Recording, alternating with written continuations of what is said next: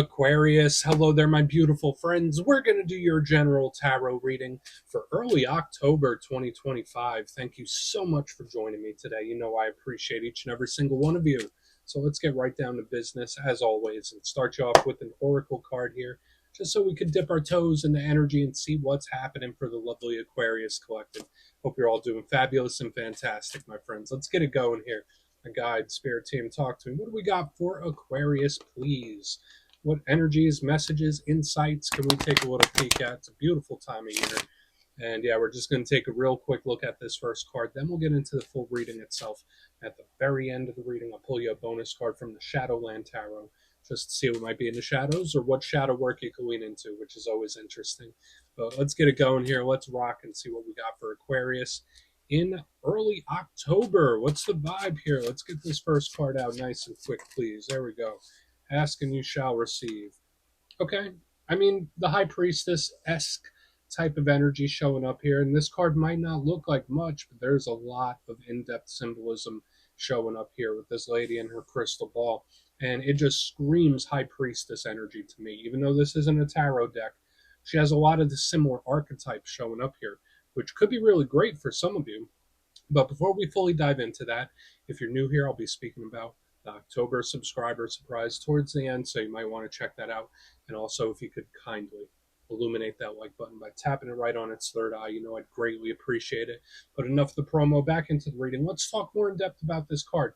So if you look at the image here, we see this older divine feminine figure. She is standing in front of a crystal ball and a lockbox. Within the crystal ball, there's a key. So obviously, it represents that she has the key or the knowledge to see what's hidden, what's in that safe.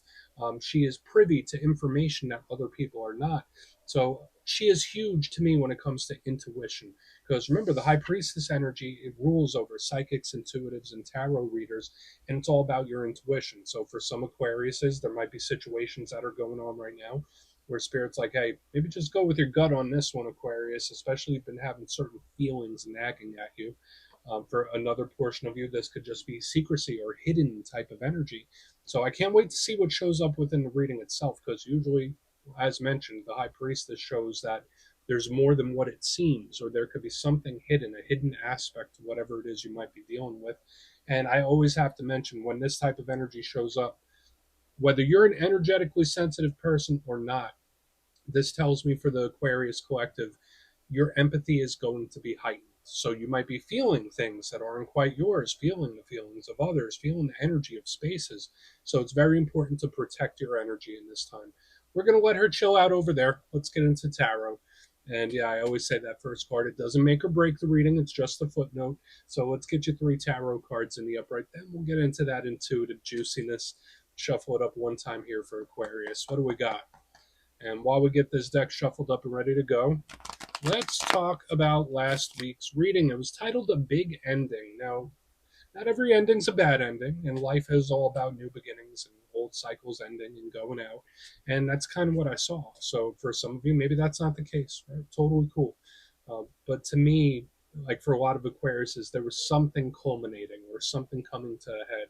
So we're going to see what shows up this week. As you know, energy is very fluid, never set in stone. So only take this how it hits for you, because we could be seeing your vibe or somebody else. But let's get it going here. Let's see what shows up this week in early October for my Aquarius friends. Let's get it going. Thank you. The moon. So funny how I was speaking about the mystery, the hidden, and the first card out is the moon. Both of these cards tie to Pisces energy as well. So if you're connected to Pisces or you have Pisces placements, that is showing up double here, my Aquarius friends. So we'll get that moon tucked in right there. Yeah, we're going to have to do some digging here, my friends. Do we have a mystery on our hands? Do we have a bit of a mystery? 7 of Pentacles, karmic energy at play. This also showed up in the Libra reading in the exact same spot. Interesting. Let's get one more. What do we have for Aquarius? 8 of Wands, communication. Okay. So, yeah, there's a lot of similarities with the Libra reading already, but yours is different. Whereas their energy came off a little more dry, yours is, there's a little extra spice in the Aquarius reading. I think that's cool. But let's go through. I'll give you some of the classical meanings and archetypes, then we'll get into that juicy, intuitive stuff. But at first glance, this reading is going to be a reading of different extremes, it seems like to me. And I'll explain that in a minute. But with all the elements, I like how it's distributed at least, because we have water here on the front end. Nice. That's the realm of feelings and emotions and the inner world, creativity, romance. Then we have earth, the world outside. So it's like we have the inner, we have the outer. So work, business, the things we do day to day, our rituals and day to day life. And then we have fire, the actions that we take. So action, movement, passion, desire. It burns hot. So it's like we have this planted, not moving energy, full on action. We have a quiet energy, loud and proud. So it's like we have this mixture of different extremes showing up. So we're going to have to decipher this, Aquarius. I can't wait to get into the detail. But let's start building this out piece by piece. Position number one, we start with the moon. Now, I like this card. Sometimes it gets a bit of a bad reputation. So, again, maybe you're just connected to Pisces. Maybe you have Pisces placements, or this could even be Cancer. It depends on the reader. I like to give it to them both. But we see this image here with the moon in the sky. The dogs are barking up at it. We got that little lobster crab chilling right there as well. And this is a huge card of mystery. Now, something I say about the moon is that it's a very subtle energy. It's not in your face, right? It's not aggressive. It's not like, hey, here I am. It's not like the sun card where it's like bright and shining for all to see. This pulls at the strings of energy quietly. This is a huge card of intuition, empathy. You see the theme we're picking up from that high priestess energy. So, again, all those things I said about you protecting your energy, very important. This card could deal with sleep. And a big thing, the biggest thing, this card is a card of secrecy, the unknown, the unexpected, the surprising. So, of course, there may be a bit of a mystery on our hands or something coming your way that you don't quite see. Now, what might be the issue with that? I mean, of course, when things catch us by surprise, that's not always a good thing. It's not always a bad thing. But we're just going to have to see what's up with this. It's like someone being kept in the dark, as long as it's not being done purposely, though. So we'll have to see what's up with that. Now, moving to the middle, we have the Seven of Pentacles, and this card doesn't seem to be doing much, right? You see that individual, they're just chilling there right next to the pentacle bush, like in a waiting pattern. So for some Aquariuses, maybe there's something you're waiting on. Maybe you're waiting on a sign. Maybe someone's waiting on you. This is a card of patience. So again, I'm not sure how good your patience is right now. Like either you have plenty or you're losing it when this card is here. The good thing about this Seven of Pentacles, it's a karmic energy, reaping what you sow, what you put forth, you get back in return. So there are these spiritual, universal ties to it. But to me, it's something paying off for you, where it's like, okay, you planted this tree, now you get to reap the rewards of it, or you get to stand in the shade of a tree you planted 10 years ago, if that makes sense.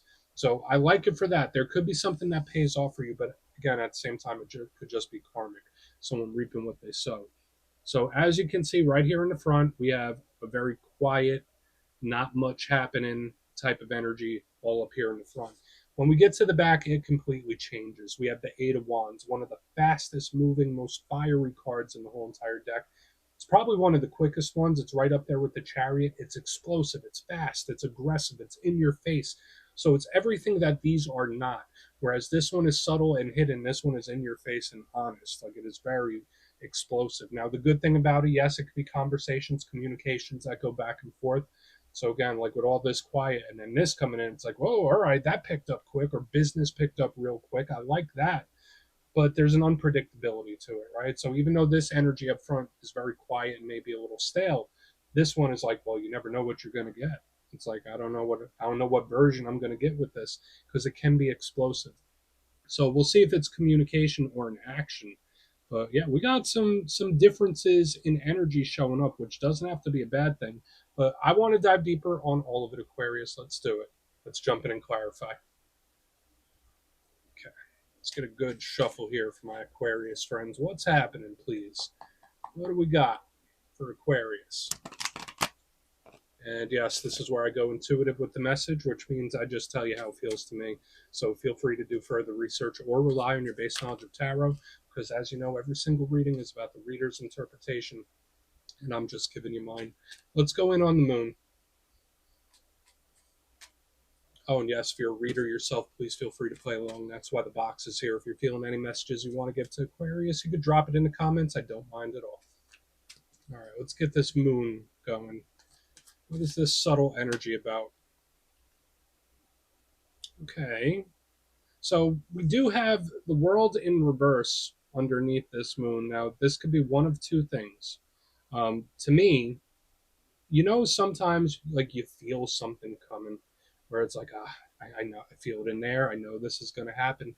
Like, this is a really strong intuitive spike for some of you. Now, again, I have multiple messages here. You only take what hits for you, especially if you are an intuitive individual or you have keen senses like that.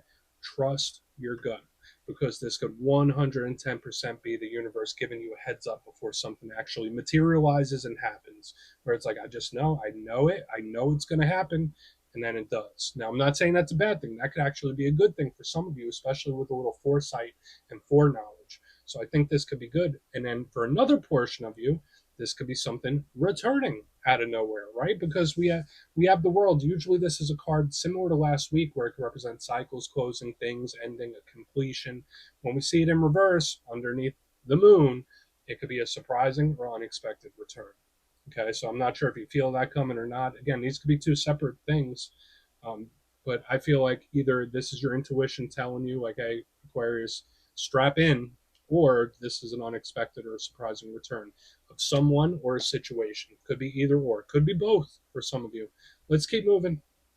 We're not gonna we're not gonna linger there. It is what it is. Let's see what's up with the Seven of Pentacles.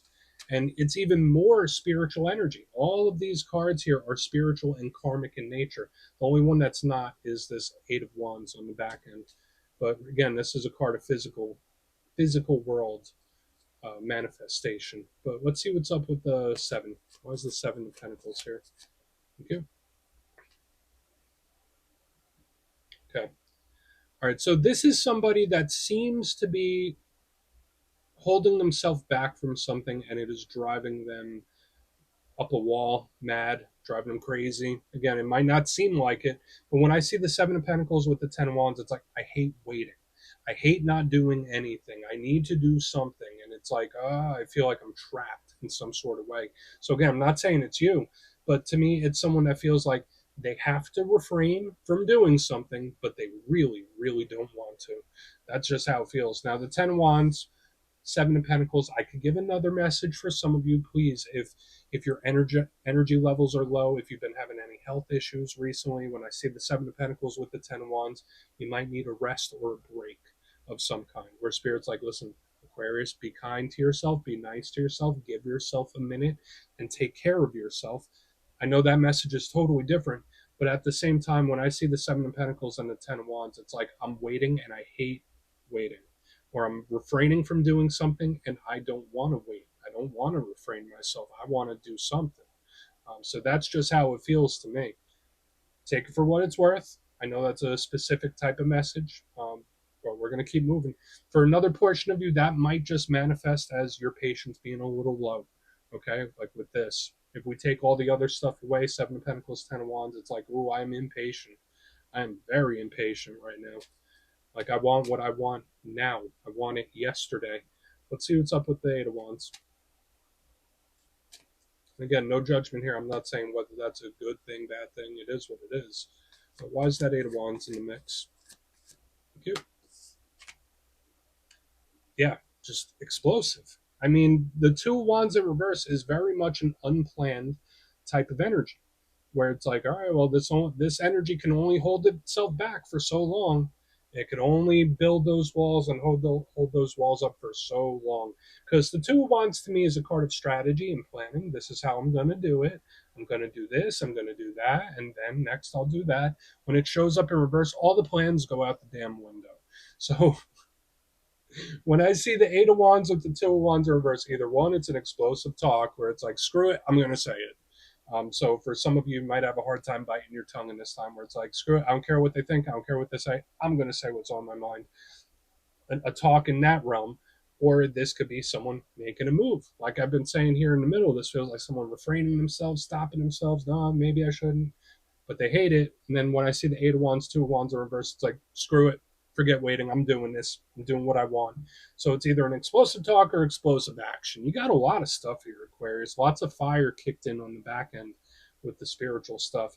So again, you get along good with fire energy. So I'm not necessarily saying this is a bad thing. But watch your patience in this time, because whether it's with people, whether it's with situations, patience seems razor thin. But let's go through and do a quick recap. Very intriguing reading this week, okay? At first, I thought this was going to be very similar to the Libra. It is not. So if you kindly look in the box, position number one, we have the moon with the world in reverse. So this to me did feel like an impending feeling, your intuition, like I know something's going to happen. I feel it in the air. I would trust your gut with stuff like that. If you feel like something's a bad idea, then don't do it. If you feel like something's a good idea, make it happen. Follow that true gut intuition. For another portion of you, this could be something that returns out of nowhere. Surprising, unexpected return, however the heck we want to label it. Something that cycles back. Moving to the center, we have the Seven of Pentacles, Ten of Wands. Now, there was a nice message here about self care, being kind to yourself, especially if you're not feeling too hot, if you're feeling a little sick, anything with the health. Just take your time and be kind to yourself. But there was this huge message here of somebody refraining or stopping themselves from doing something and not liking it one bit. Where it's like, I'm waiting, I'm holding back, but I hate it. That's just how it feels. And again, watch your patience in this time. We move to the back end, all the patience goes out the window, all the plans go out the window. We have the Eight of Wands, Two of Wands in reverse. Screw it, I'm going to do it. Screw it, I'm going to say it. So to me, that's either explosive action or an explosive talk. Could be both. Who knows? This energy's winging it. That's how it feels to me. So please take a screenshot if you want to look into that further. Let's see what's in the shadows. See, it makes me smile for some reason. That tells me maybe it's not so bad if it's making me grin. But yeah, let's see what's in the shadows here. And yes, I always like to pull one shadow card at the very end just to see whether it's something within you or something you don't quite see. Shadow cards don't always have to be a challenge. They could be a good thing too. Let's get you one. Oh, and yes, if you made it to this point in the reading, please feel free to check out channel memberships. I'll put a link for it in the comments below. It's a beautiful way to support the channel, and I have much love for all my channel members. Okay, let's get this going here. What do we got for Aquarius in the shadows? Thank you. Cool. Thank you. Yeah, Page of Swords. Yeah, this energy just feels very about its ways. Now, there is a shadow side to the Page of Swords. It is one of your power cards, so it's good in that sense. All pages represent communication. They represent new things, fresh things. I do like it, and since it is tied to Aquarius energy, it's even better. Um, I don't want to say this could represent things or behaviors from childhood. We could go that route. If I was doing a personal reading, I might say that. But to me, I always say the Page of Swords is the watcher of the tarot deck. So this could be two things from Spirit for you here with this in the shadows. One, Spirit could be saying, Aquarius, keep your eye out for this or that. Like there could either be a person or a situation that Spirit wants you to keep under your microscope and don't take your eyes off of it. But for another portion of you, this could be a little heads up that you are being observed, even if you don't realize it. Someone's watching someone, or someone's watching something. The thing I always say about the Page of Swords, aside from the observation, it's an energy that's defensive and on guard. I'm not saying you have to be that way. I'm not saying you have to be skeptical of everyone and everything, but the Page of Swords does ask us to be cautious. Okay, so I don't know why that's coming through, or who knows? Maybe someone's watching you on the internet. Could be anything, right? So we're just going to leave that page right there, my beautiful friends. That's what I have for you this week. Don't click away just yet, though. I'm going to give you the details of the October subscriber surprise. If you would like further insight on your situation and book a personal reading with me, you could check out my digital calendar on my website, mastermetaphysics.com. The October schedule is up there and it's filling up quick. So if you want to have a little chat, go over there and check it out. But for the October subscriber surprise, I'm giving away 3 copies of one of the most stunning decks I've ever experienced, the Star Tarot. So if you'd like to get your name in for that, it's 2 simple things as always, my friends. First, you must be subscribed. And second, let me know down in the comments. Since last month, I asked everybody which zodiac sign they get along best with. This month, out of all the zodiac signs, which one do you clash with a little bit there? Drop it down in the comments. You'll be entered to win. And the winners will be announced in the community tab. As always, my friends, much love, and I'll see you soon.